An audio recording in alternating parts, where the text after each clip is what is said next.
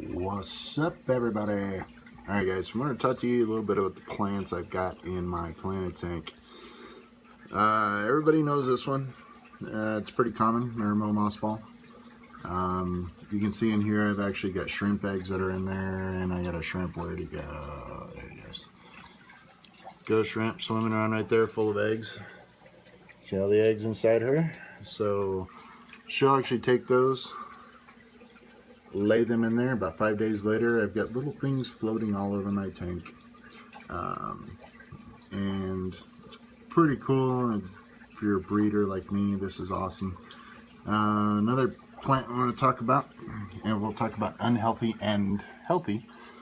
I want you to look at these roots. See, those roots are a little bit scraggly, torn up. Now take a look at these roots. Alright, this is a water hyacinth. Okay, this is an unhealthy water hyacinth I've got here. We're actually bringing it back. Key to any plant is you see the new growth here in the center. If you have new growth, your plant is making a comeback. If you didn't have this new growth and everything just looked like this, then I don't have a very good plant. Alright, so this one is actually broken off. See the stem coming off here? This is a new plant that's coming off of this one. And I'll show you this really well. Sorry about the glare on the light. This one is under direct light. Where are we at? Okay, this here is new growth. This back here is new growth. You can see the stem coming off. This right here is new growth. So I'm getting, out of this one plant right here, I'm getting 1, 2, 3 new plants. Water hyacinth is invasive. It's also illegal in some states, Texas included. So watch what you're doing when you get this plant if you're in a state that it is illegal in. And also, this plant is extremely invasive, so you got to keep up with it. If you don't keep up with it, it's going to go everywhere. And do not take this plant and put it in any waterway anywhere near your home. Don't go out and throw it in a canal or a pond or any of those things. You will create havoc for farmers, and anyway, you get the idea. Okay, let's talk about what else is in here. You guys see those red leaves back there? That's liguigia. Liguigia is the vine plant. So I don't have the best light in here right now. You see the red leaves on the bottom, and then it has green leaves on the top. See the red on the bottom, you see the green on the top. This plant is really easy to grow. Super cool. I love it, I love it, I love it. If you get dead leaves, stuff like this, just pull them out. Put them in a compost pile, bin, whatever it is you do with yours. Alright, so I've got several swords in here. You guys see this wisteria that's back here? It's all the way in the back there. That is one of the easiest plants to grow in your tank. It's a low light plant. There's not a whole lot to it. You can leave it floating on top. It'll actually start rooting. This one that I have is planted into a PVC pipe back there. These I haven't quite figured out. I think they're a different kind of liguigia, but I haven't figured out which ones yet. These were actually given to me by a friend. You know who you are if you're watching this video. And then this one here is our sword. Boom. This thing is really easy to grow. There's not a whole lot to it. Stick this thing in your substrate and it'll take off for you. This one right here, that one there, going all the way down, that is Anubias hostifolia. That's what that one is.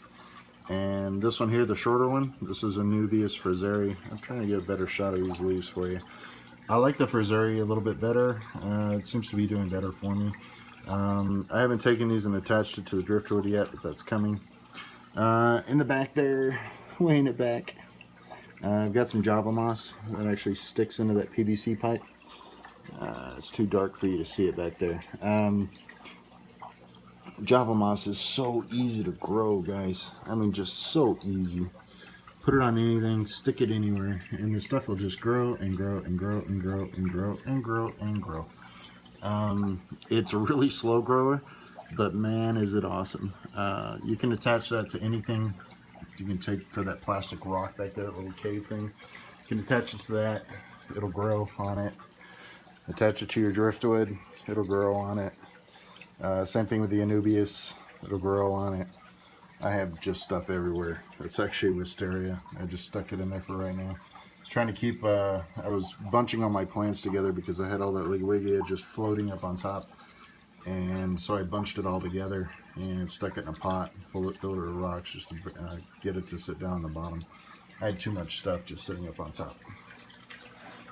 Alright, this big vine right here, you see this? This thing is sprouting off right there. And it's starting to grow towards the top. This I usually keep floating in my pond. It's getting too cold to leave it outside, so I brought it in. I don't need much of it. I take the dead pieces off of this as it grows. I don't know what it is. Somebody gave it to me. I wish I knew. If you do know, leave it in the comments. That way I know. But it is a really, really cool vine. This stuff here, I had my pond for about a week and it almost doubled in size. And this is a pretty long piece, a 4-foot tank that I've got here. It's a 30 long, and this thing goes all the way to the back, all the way wraps around. I mean, it's just everywhere. It's huge. It's awesome. I love it. Another thing that I've got in here, guys, once you get this plant in your tank, you're never going to get rid of it, is duckweed. Everybody knows duckweed.